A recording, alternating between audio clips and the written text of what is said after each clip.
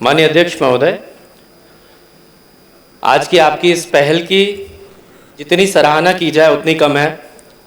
आज आपने विशेष सत्र आमंत्रित किया और मध्य प्रदेश का गौरवशाली इतिहास, आज अपने मध्य प्रदेश विधानसभा का गौरवशाली इतिहास आज अपने 70वें वर्ष में प्रवेश करेगा। मैं आपको इस सराहनीय कार्य के लिए धन्यवाद तो देना चाहता हूं और साथ ही इस बात के लिए भी धन्यवाद देना चाहता हूं कि इस महत्वपूर्ण अवसर पर आपने मुझे बोलने का अवसर प्रदान किया। हमेशा आपने मार्गदर्शन, आशीर्वाद दिया और आज पुनः आपका आशीर्वाद मुझे प्राप्त हुआ। माननीय अध्यक्ष महोदय, आशा करूंगा कुछ बातें प्रदेश की रखूंगा, उसको आलोचना के रूप में ना ली जाए, वो वास्तु स्थिति है और जब हम उसकी बात करेंगे तो मैं आज ये इसको पहले से, जैसे आप कह देते हैं ये पढ़ा जाए, तो मैं मानूंगा ये पढ़ा जाए कि इसमें हम सब मिलके भागी हैं। इसके मैं ये नहीं कहूंगा कि उसके कहीं ना कहीं हम भी ये भागीदार होंगे, लेकिन वास्तु स्थिति की जब तक हम चर्चा नहीं करेंगे तब तक उसके सुधार की चर्चा कैसे आएगी। पहले डॉक्टर बीमारी पकड़ता है और फिर बीमारी के बाद उसका इलाज शुरू करता है। मैं आशा करूंगा माननीय अध्यक्ष महोदय कि समस्या के साथ साथ कुछ सुझाव भी दूं और जो सुझाव मैं दूं और जब अगले सत्र में हम लोग सब बैठे तब उन सुझावों पर क्या क्रियान्वयन हुआ, संबंधित मंत्री, सिर्फ मेरे नहीं बल्कि प्रतिपक्ष के ओर से आए हुए सभी सुझावों को गंभीरता से लेकर के बताएं कि कार्य पर क्या प्रगति हुई और कब तक पूर्ण होगा। उन सुझावों के बारे में चर्चा की जानी चाहिए विस्तृत रूप से। मेरे लिए बड़ी गर्व की बात है माननीय अध्यक्ष महोदय, मैं उस सदन का सदस्य बना हुआ, निर्वाचित होकर के आया हूं जिसमें मेरे स्वर्गीय पिताजी श्री सत्यदेव कटारे जी, उन्होंने कई बार चुन करके आए वो इस सदन के अंदर। जब मध्य प्रदेश अविभाजित था, जब मध्य प्रदेश छत्तीसगढ़ एक था, तब भी वो इस सदन के सदस्य रहे। बाद में विभाजन हुआ, उसके बाद भी वो इस सदन के सदस्य रहे और उनको विधायक रहते हुए सबसे उत्कृष्ट विधायक का अवार्ड दिया गया इस सदन के द्वारा। उनको मंत्री रहते हुए उत्कृष्ट मंत्री का अवार्ड मिला इस सदन के द्वारा और उन्होंने भारत के इतिहास में पहली बार शैडो कैबिनेट की स्थापना करी जो कि मध्य प्रदेश से हुई। मेरे स्वर्गीय पिताजी श्री सत्यदेव कटारे जी ने एक महाघोटाला, व्यापम का महाघोटाला उठाया और जो भ्रष्टाचार की लड़ाई ईमानदारी और बेबाकी से लड़नी चाहिए थी वो चीज की उन्होंने प्रेरणा दी और कोशिश करता हूं कि उनकी दी हुई प्रेरणा के अनुसार मैं आगे बढ़ सकूं और जो उनके अधूरे कार्य हैं उनको पूरा कर सकूं। मैं अपनी अटेर क्षेत्र की जनता के लिए जीवन भर ऋणी रहूंगा कि ये उनका आशीर्वाद है। मैं आज इस सदन का सदस्य बना हूं, एक बार नहीं, दो बार बना। इतनी कम उम्र में माननीय अध्यक्ष महोदय मुझे मेरी पार्टी ने 4 बार विधानसभा चुनाव लड़ने का अवसर दिया। इस उम्र में तो टिकट भी लोग नहीं सोचते हैं, मेरे को 4 बार अवसर दिया और 2 अलग अलग विधानसभाओं से अवसर मिला। मैं अपनी पार्टी का भी ऋणी हूं, मैं पूरे कांग्रेस परिवार का ऋणी हूं कि आज यहां पर मुझे इस अवसर पर बोलने का मौका दिया। हमारे नेता प्रतिपक्ष जी ने इस बात को कहा अपने वक्तव्य में कि विधानसभा की कार्यवाही को लाइव किया जाना चाहिए।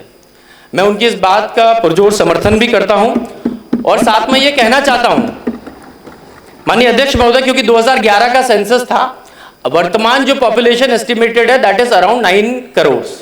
तो हमारी 9 करोड़ की जनता ने बड़ी बुद्धिजीविता से बड़ा सोच समझ के निर्णय लिया और हम सबको 230 लोगों को, जिसमें आप भी शामिल हैं, हम सबको चुन करके यहां भेजा।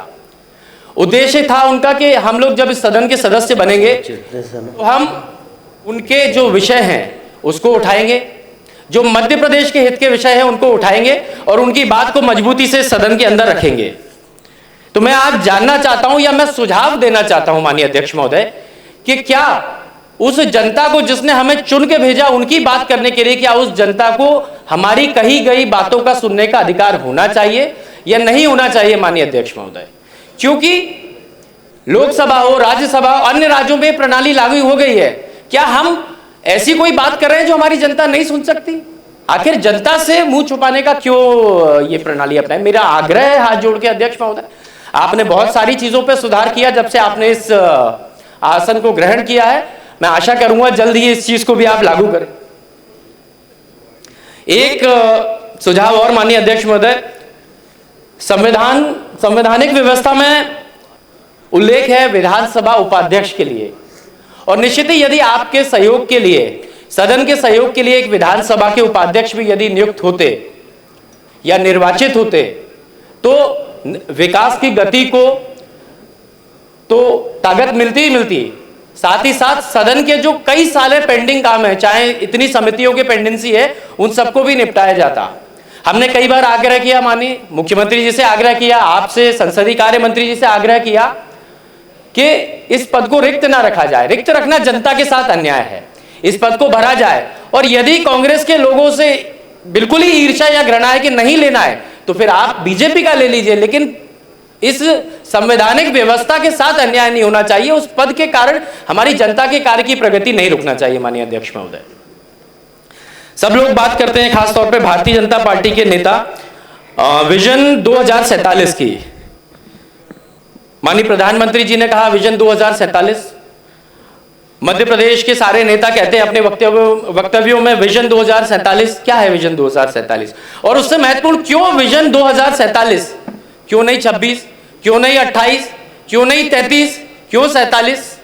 मैं आपका ध्यान आकर्षित करना चाहूंगा एक फिगर पे कि जब हम 2047 में प्रवेश करेंगे अध्यक्ष महोदय, तो माननीय प्रधानमंत्री जो नरेंद्र मोदी जी, उनकी वर्तमान में उम्र है 75 साल, 22 वर्ष और जोड़ देते हैं, 97 साल के हो चुके होंगे। आदरणीय कैलाश विजयवर्गीय जी की उम्र है 69 ईयर्स और 22 साल जोड़ते हैं 91 ईयर्स के हो चुके होंगे। मैं अध्यक्ष महोदय, मेरी कोई उम्र कोई बता सकता है क्या? आज भी मेरे बराबर ये दौड़ नहीं सकता अध्यक्ष महोदय, मेरे से पंजा नहीं लड़ा सकता है। बताइए अध्यक्ष महोदय, तो मेरे को बूढ़ा बता रहे हैं। चलो कंटिन्यू करें, घटा दें। अभी संसदीय मंत्री जी ने कहा था इसमें टोका टोकी नहीं होगी, तो ठीक है। अब वो तो संसदीय मंत्री हैं, वो तो जो चाहें। उम्र को चुनौती मत दो किसी की भी। नहीं नहीं, बिल्कुल नहीं। जो गूगल बाबा कहेंगे, निर्मल बाबा की उम्र, मैं उसी के अनुसार चलूंगा, मैं उससे बाहर नहीं जाऊंगा। माननीय अध्यक्ष महोदय, मैं तो आपकी उम्र का भी देखा, मैं तो आपकी उम्र जो है, अरे टोका टाकी नहीं होगी भैया, निर्देश आए थे। अब आप ऐसे थोड़ी नहीं। विषय ये इसलिए है क्योंकि हम 2047 की बात कर रहे हैं और जो लोग इस संकल्प की बात कर रहे हैं, मैं एक इतिहास का चलिए उदाहरण देता हूं क्यों मैं इस बात को कह रहा हूं। जब पंडित अटल बिहारी वाजपेयी जी प्रधानमंत्री थे, इस देश का नेतृत्व कर रहे थे और एपीजे अब्दुल कलाम साहब प्रेसिडेंट थे, तब उन्होंने दिया था विजन 2020। आपको खूब अच्छे से याद होगा माननीय अध्यक्ष महोदय, सब लोगों को ध्यान होगा। और जब विजन 2020 आया तब सिर्फ आडवाणी जी रह गए उस विजन को देखने के लिए। वो भी उनको इस तरह कर दिया कि वो इस विजन को समझ ही नहीं पाए, उनको बिल्कुल दूर कर दिया राजनीति से। और बाकी लोग, मेरा तात्पर्य यह है, इस बात को मैं कह रहा हूं तो उसका उद्देश्य यह है कि वो विजन रखो जिसको हम देख सके।